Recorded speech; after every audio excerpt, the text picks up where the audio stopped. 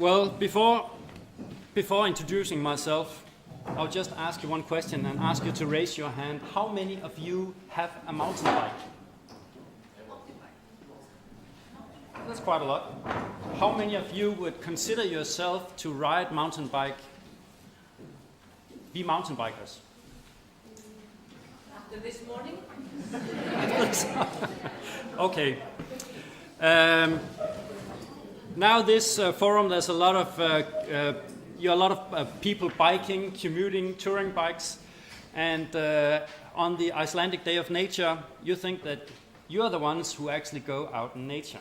And I must disappoint you, because mountain bikers are the ones who actually go really out into nature. I'm just kidding, but I'll have to improvise a little on this, because when I was making this presentation, I wasn't quite sure what the conditions were in Iceland on the mountain biking and what could be interesting for you to hear about. When I was sitting making the presentations, what should I call this? And say, well, that's actually a question that pops into my mind frequently. Why make 100 kilometers of mountain bike trails in Viborg? Well, I have a lot of time to talk, and there's no reason to make things more complicated than they should be. So I'll give you the answers right away. Next picture. Oh, is there...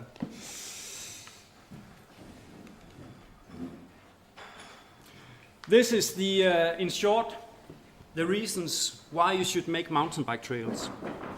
And from what I've heard so far and seen so far, the same counts for Iceland. Well, basically the first one is lots of fun, to ride them and to build them. Secondly, it's an excellent way of getting people out in nature. You encourage physical activity, improve public health. You have all these good things that are good when you need funding. You improve the mountain bike experience. There's a whole lot of difference between riding on a gravel road and riding on a trail that is purpose-built for giving the best experience possible on a mountain bike.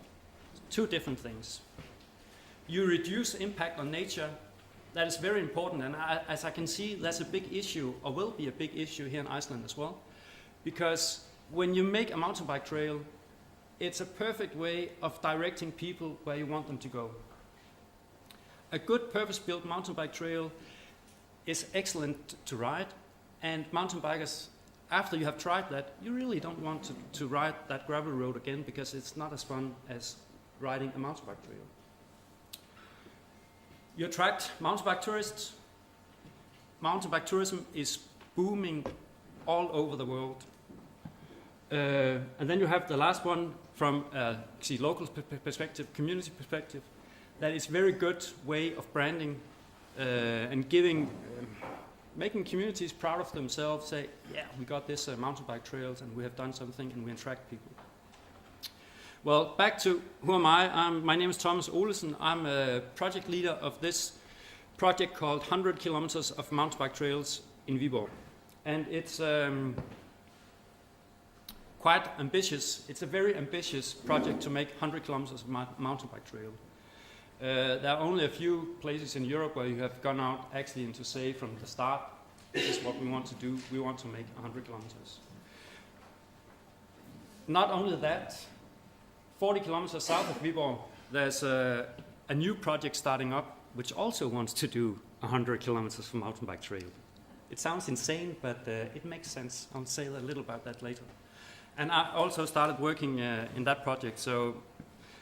And that's because we have the idea that within some years, those two projects that will merge and become, we'll have 200 kilometers of mountain bike trails, and that is enough to be a mountain bike destination, to attract people to come from outside. Well, first this is the question that many of you probably have and ask yourself, well, why do you need to build mountain bike trails? Mountain bikes, they can ride everywhere. And that is true and very false. In Iceland, it's true that you can actually ride mountain bikes many places where you don't want people to ride. So that's an excellent reason for building mountain bike trails. In Denmark and most other places, you have that you don't just go out in the forest and ride on a mountain bike because there's too many obstacles. You have trees that are fallen, you have the ground is too soft, it's like riding in a sponge, or you have to carry your bike around. So there are many good reasons to build a mountain bike trail. The mountain bike situation in Denmark is that it's been booming for the last, 5 years. I think that half of the bikes sold in Denmark are mountain bikes. Everyone has a mountain bike these days. For a couple of years back, 10 years back, it was young men in physical good shape, quite good, quite fast, quite skilled mountain bike riders. Today you have a large group of beginners. You have a large group of people who have not really ridden a mountain bike that much before. You have many families, you have many kids starting out, and it is booming, and it's the same picture in most European countries. And I was a little surprised to come here and find out that mountain biking is not that big in Iceland. I would think it would be. After riding yesterday and hearing some of the things now, maybe I understand a little of why, but still, what I'm talking about here is a situation that will come in Iceland, I'm sure, because you will experience a large growth in mountain biking. I can't see why Iceland should be the only country in the Western Hemisphere where that doesn't happen. Well, we have this very rapid growth of mountain bikers. And there was not that many mountain bike trails.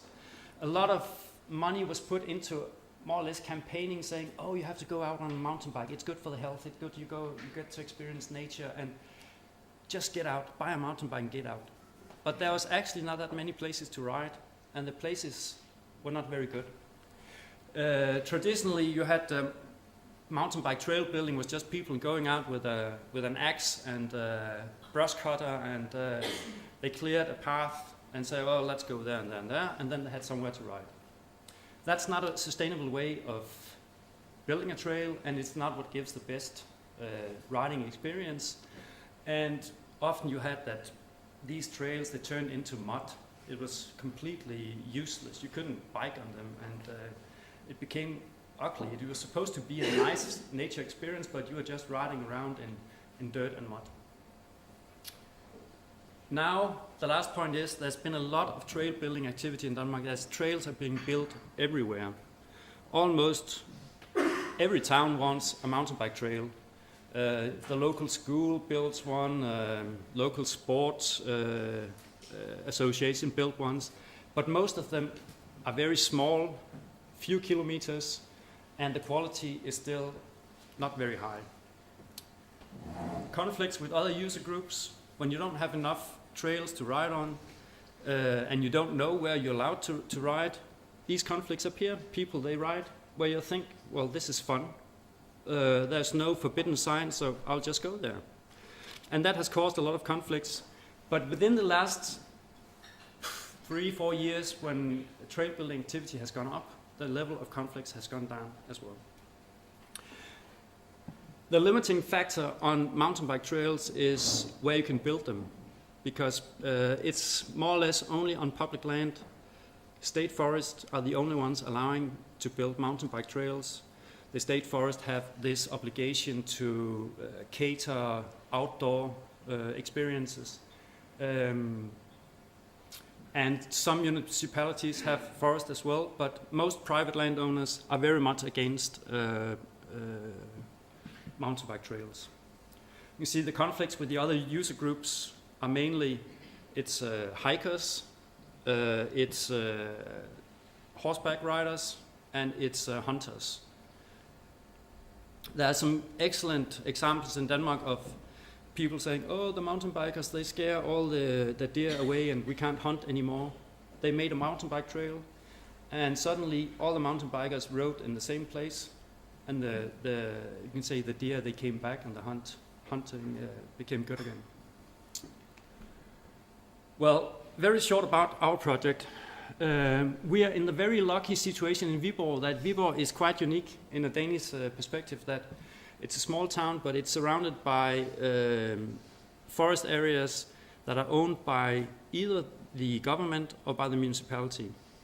So we actually have an area of approximately 2,000 hectares where we are allowed to build mountain bike trails. We are of course not allowed to build them as we want to. It's in coordination and permission from the state forest authorities when we plan where to build, but we have a lot of forest. The forest authorities were very keen on this project because they wanted to control the mountain bike riding.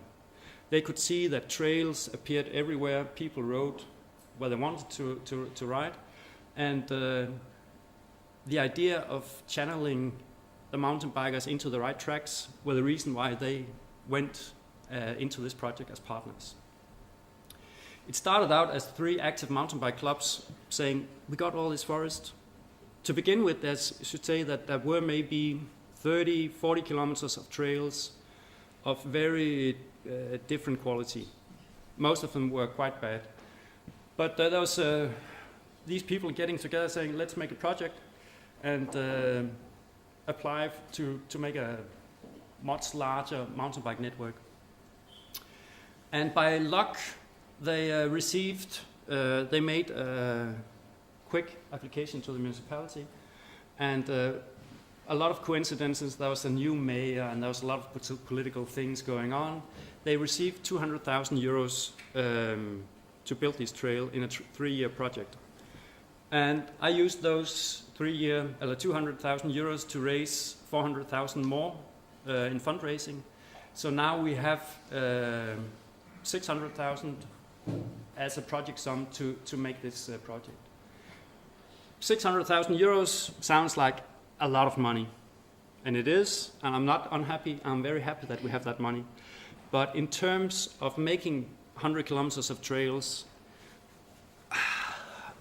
we have to stretch that money as far as we can. Normally you say that building trails, there's a wide range of what it costs. It costs from, well, the cheapest is probably around 7 euros per meter up to 20 euros per meter, depending on what you need to do with the trails. And what we do, now you can see there's I don't know how clear it is, but there's a picture here in the side of some of the trails we do, that we dig out a bench in the side. We use mini excavator and use tiller machines. We could do it by hand, but that would take us forever, so we have to be efficient in building these things. We put a little amount of gravel, so we fortify the trail. We have to do that because if not, a natural trail can sustain a limited number of users. Some places, you can see that also here on your trails, that the places where it's just grass and quite soft material, well, if you ride 50 people there, it's okay. But if you start riding 200 people or 400 people in a short time, the surface will start to erode, and suddenly it's no longer a pleasant experience. If you have any questions while I'm talking, just ask them. Well, it's a lousy map, sorry for that, but it's just saying we're not making 100 kilometers of trails as one long loop. We have forest areas. You see the red spot is where Viborg is on the map, and Viborg is situated more or less, I can't even see it here, I don't know what happened, up here. And then we have different forest areas that will be linked together. So you can actually, you can ride the whole 100 kilometers, but you'll have to go on gravel roads and bicycle paths to get to different areas. So altogether it will be more or less like 140 kilometers. You can also use this one like. Ah, Okay. yes. But oh. One other thing, that when I have 10 minutes left, will someone give me a hint? If not, I can keep on talking, I'm afraid. Well, how do we get there? How do you build these trails? Building trails is a skill like everything else. Believing that you can just hire in a contractor that's used to building bicycle paths and say, okay, build me a mountain bike trail, is doomed to fail. And that is because you have to have some, at least, mountain bike experience, and you have to know something, of course, constructors know that, but about erosion and what you can do in the forest. We mainly do things in forests. But the most important part is imagination.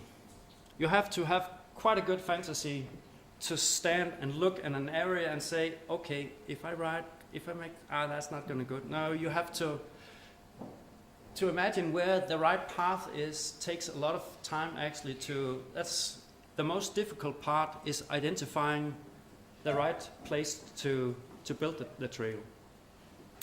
We were lucky that there's been volunteer trail builders for quite a few years in Viborg, a quite small group, and there was one guy who in particular was very good at this, and we hired him in as he's now a professional trail builder full time. We rely a lot on volunteers, and that is for several reasons. One is that we have a lot of kilometers to build, and we can't build them ourselves. We have to have help doing that. The other thing is commitment. There's people have very strong sentiments about their trails. They've been riding there for a number of years, and suddenly we're coming and saying, sorry, your trail sucks, we're going to build something for you that's much better. They're not very keen on that. So by involving them and actually giving them a stake in building the trails it's good for commitment. And one thing is building the trails, the other thing is maintenance afterwards.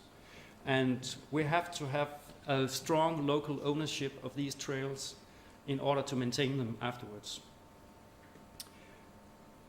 One of the things, it's very difficult to fundraise money for mountain bike trails in Denmark.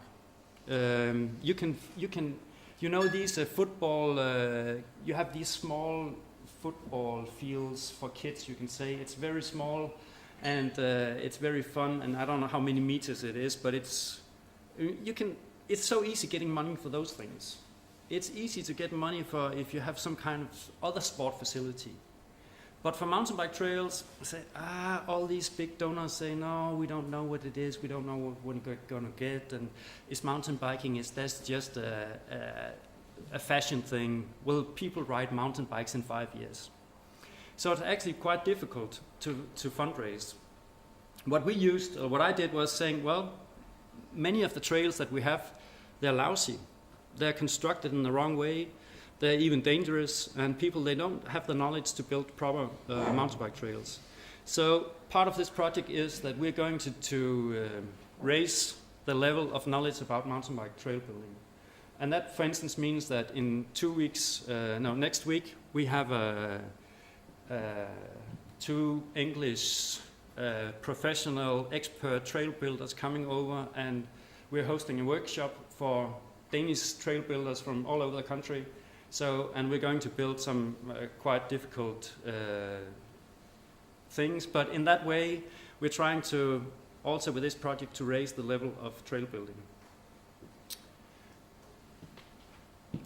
It's a little difficult with the volunteers. I would be lying if I would say, oh, it's so fun working with volunteers. Because they have such strong feelings about this. And at the same time, they would like to build new things. We don't want to maintain, that's boring. No, we want to build new things. We want to make wild things. Oh, I've seen on YouTube, I've seen these wild things. Let's do that. I said, no, you can't do that. We're not allowed to. Now, please don't laugh, but the reality is that in Denmark, because it's state forest, everything is regulated in Denmark. And we have to follow the rules the regulations for outdoor playing grounds. That means that we have 60 centimeters of height difference is what we can build in, for instance, if we make a jump. Then of course if you have a slope and you put 60 centimeters here, it can be a quite big jump, but we have some quite strong limitations on what we can do. We don't have many height meters. Well, in one of the areas, Himmelbjerg is part of this project with 179 meters above ocean. And that's a national treasure, and someone say, oh, let's build trails down from that. No, it's never going to happen. But we use the terrain as good as possible, and it's sufficient to get something that's very demanding to ride. Part of this project is also, and it's partly why the municipality has given money for this, is that it's the tourism aspect, attracting people. How do we become a mountain bike destination? In a Danish, say European context, 100 kilometers is on the minimum side of becoming a mountain bike destination. Because you have areas where you have large trail network systems. But for me, when I say mountain bike destination, I mean that mountain bike is a reason to go. It's a reason why people choose to go to travel to Viborg. And we have to have enough trail volume so people can ride for several days. They can't just go one day and ride everything and then go back. If they do that, there will be something they have missed out, so they have to come back and try that later. Preferably, they will stay for 3 days to ride the whole thing. It has to be business driven. There has to be a strong fingerprint from, and not only fingerprint, but desire from local businesses to be part of this and to be part of the development. As it is now, you can see that we are association behind this project, where the mountain bike clubs and the municipality and the landowners and businesses are part of the members of the board. So we have this, there is a commitment, but it's not as strong yet as it's supposed to be. And that has also to do with some people saying, oh yeah, you say that you're going to do this, and people have said other things before, let's see what happens. What Magne told you here, his example of a mountain bike tourism is very sophisticated and is on level with the top things in Canada and USA. 10 minutes left. And of course we can't do that in Viborg. What we will do will be a much more mainstream thing. But we'll get people to come. Event development. Events are important signature things to attract people and get an area to be known. And right now, the number of mountain bike races is exploding. Marathon races, 100 kilometers plus, there's a huge number of those. So it's finding a niche, what to do. And we're planning on doing something mountain bike festivals instead, where it's several days of activities. Well, what you need to be, one thing is in practice, well, you need to have quality mountain bike trails. It's not enough to just build trails and say now we have enough trails, because people, they ride everywhere. They go, the people who come here to Iceland, they have been other places in the world as well to ride mountain bikes. And you have a reference, people, they know what quality is, so you can't cheat them. It needs to be easy to find your way around, and it needs to be graded. If you're a beginner, well, it's actually not, it's the other way around. If you're a very skilled mountain biker, you don't want to ride on a beginner's trail. The problem with mountain bikers is that if you sit up on a mountain bike, you think you're an expert. If you're a skier, you know, you go to a ski area and you see a black piste, you say, maybe I'm not good enough. I know I'll get in trouble if I go down. If you're a mountain biker and you see a black piste, think, oh, that's a challenge. I'll do that. So that's actually a problem of distinguishing between the two.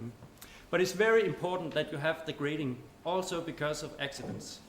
Now in Denmark you can see that the, what do you call that, the paralytics, the people who break their backs, the largest group of people now breaking their backs and being paralyzed are middle-aged men from 50 years plus who ride mountain bikes. And then of course you have to have a destination infrastructure, bike rentals, lodging, we call that guide services and so on. Internationally, this is booming. There are mountain bike strategies all over the world. People, they're pouring millions into mountain bike facilities, bike parks. Trysil in Norway, skiing area, they have just this summer completed a 40 million Norwegian crown trail park. They intend to use 100 million Norwegian crowns on making this trail park.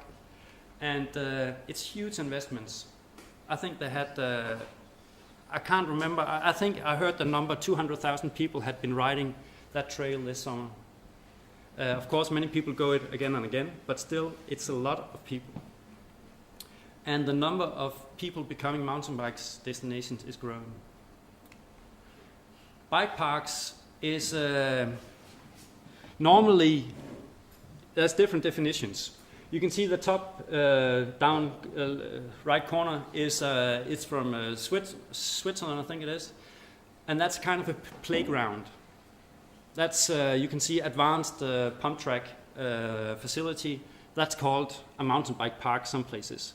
Normally you would say a mountain bike park is often something, this is from Wales, very comparable to a skiing destination where you have, if not lift assisted, then you have cars that can transport you up.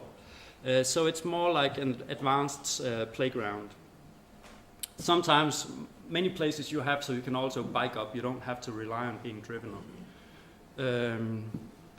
In comparison to that, you have more natural type trail systems, where I wouldn't say that Viborg is not a bike park, because we build natural trails. When I say natural trails, it's with modifications because we use gravel and we use things to build trails that last. But we try to make them look as natural as possible, and that is one thing is we think it looks good. The other thing is that state authorities say you have to build something that blends into the landscape. And if people stop riding it in 5 years' time, it will be gone because people, in vegetation will grow up and you can't see it anymore. Well, who's a typical mountain bike tourist? That different number of studies and they all show the same. It's 30 plus male with above average income and above average spendage, both on mountain bikes as a hobby and on vacation.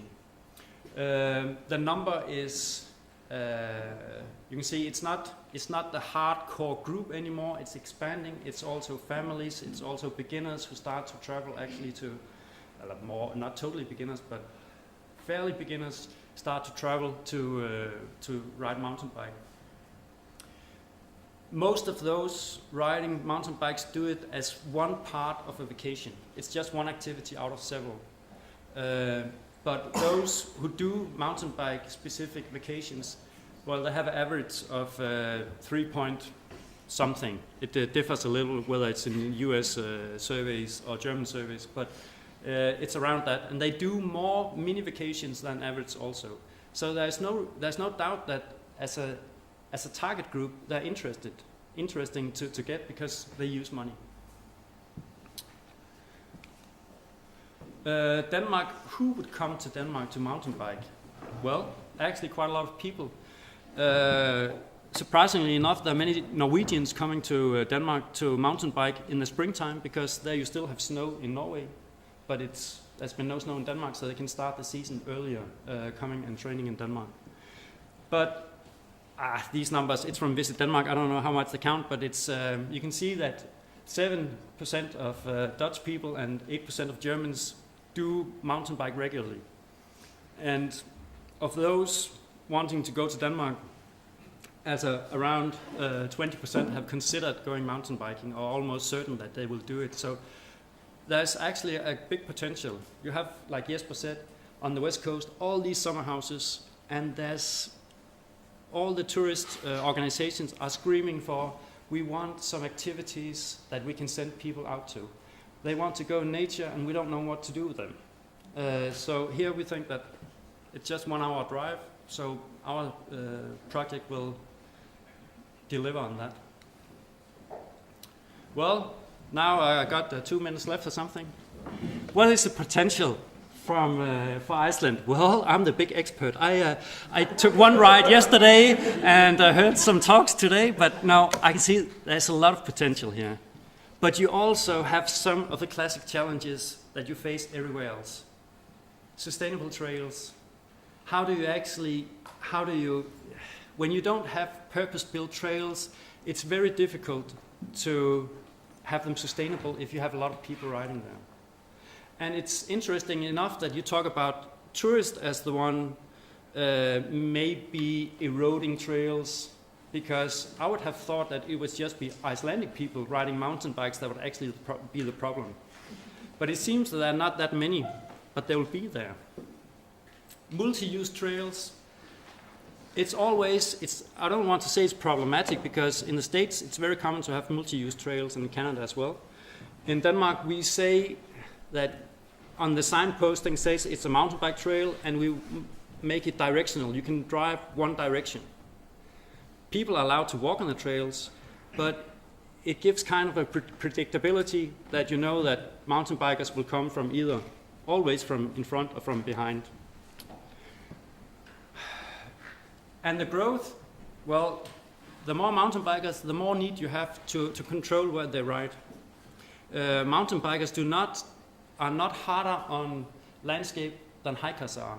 Surprisingly enough, there has been several studies of this showing that the impact of mountain bikes is not bigger than from hikers. In some areas, it's actually the contrary. It has to do with what kind of surface you're walking on. So it's not necessarily because mountain bikers are bad. They're not bad as such. It's the numbers that can cause problems.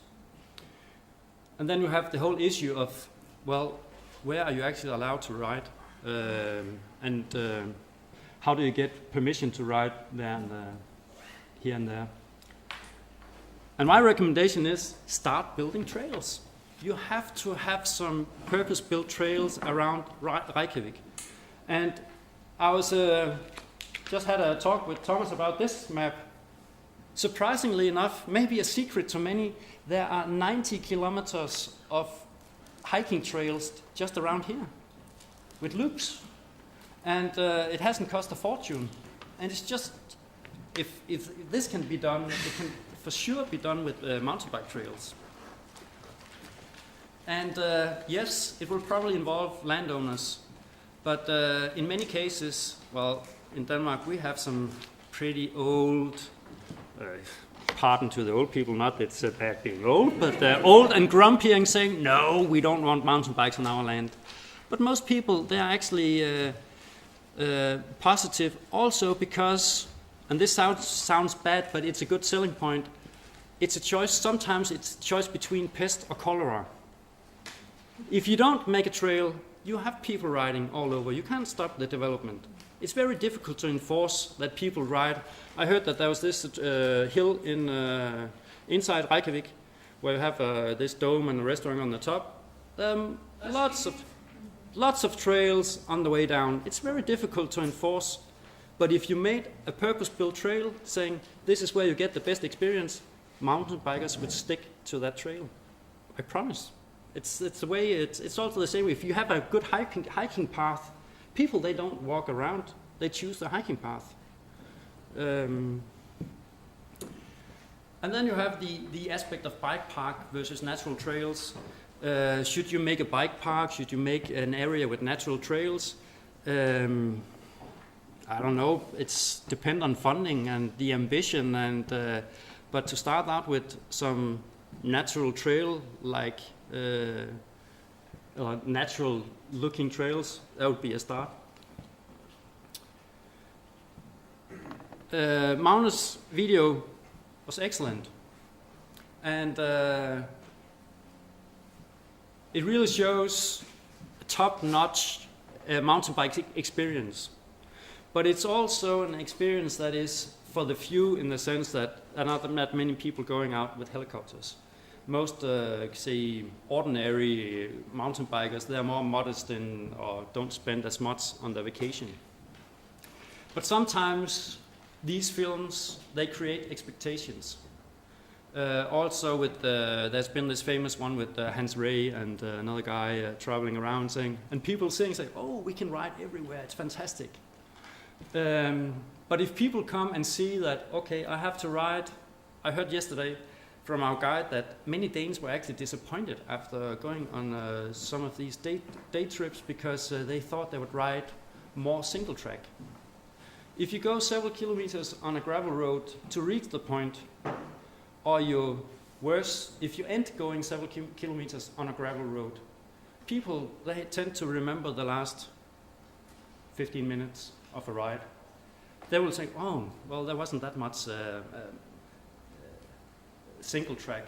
And maybe, even though it was a good experience, they're not going to say it was lousy, but they're not coming back to say, well, it was okay, but it's not good enough to go back. So that's also one of the reasons why purpose-built mountain bike trails make sense, because that's what people who come from Denmark, they don't ride on gravel roads anymore. In Norway, it has been the Norwegian mountain bike experience until a few years ago was gravel roads. Now they're building purpose-built trails all over Norway. And it changes the reference people have when they come. And it's something from a tourism perspective that you have to follow up with. And also you can see some of the trips that you make, the fantastic multi-day tours, which I would love to do. It's an adventure thing. And it's you're in a different perception when you go into a tour like that, versus if you have a day tour, if you are just on a stopover on the way, either way, and saying, I want to go mountain biking, you have the expectation of, okay, that will be top-notch 2 hours of adrenaline or something, especially if it's accompanied by pictures that show that that's what you're going to get. But that was just yeah. But I think you have the trip yesterday was fantastic. It was all smiles, and that's what it's all about.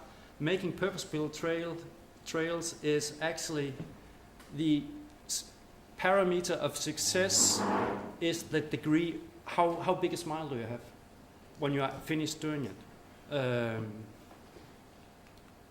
Well, I guess that was my time. My time is up. See you on the trails. I hope to get back here in Iceland, that's for sure. Any questions?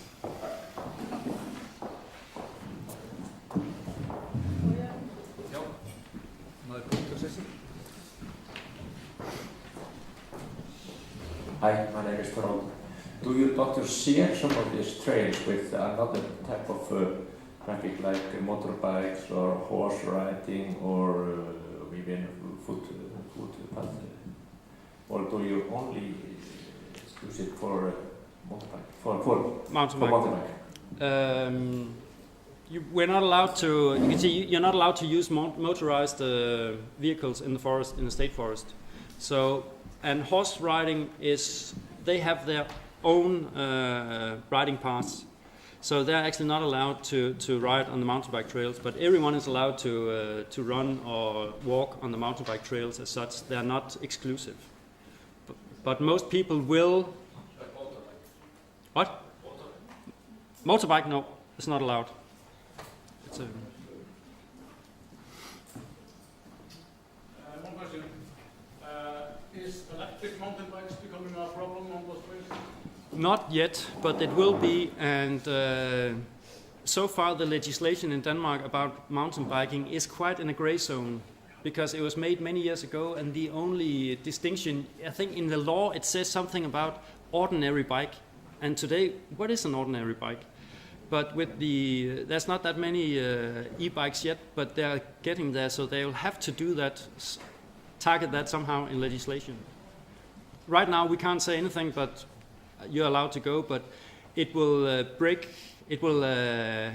it destroys the trails that we do if you ride mountain bike, electric mountain bikes, because you ride much faster and you brake much faster, and it's actually the braking that's the worst part of sustainability issue.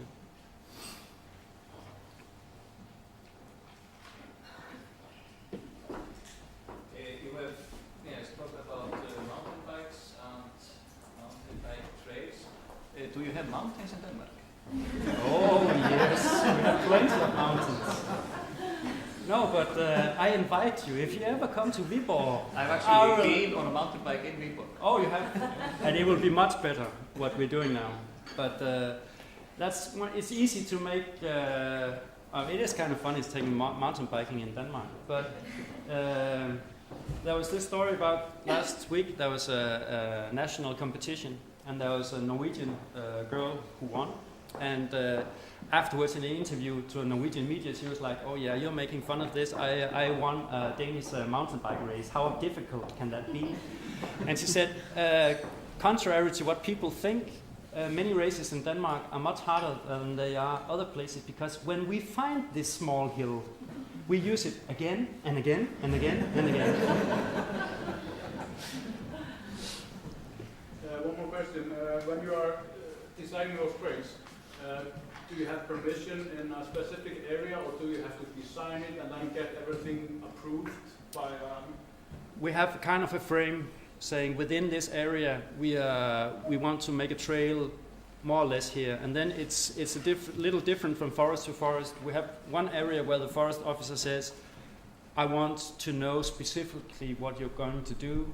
In another place they say, oh, we trust you, you just make something, and if it's bad we'll get back to you. And it's much easier working with the last one.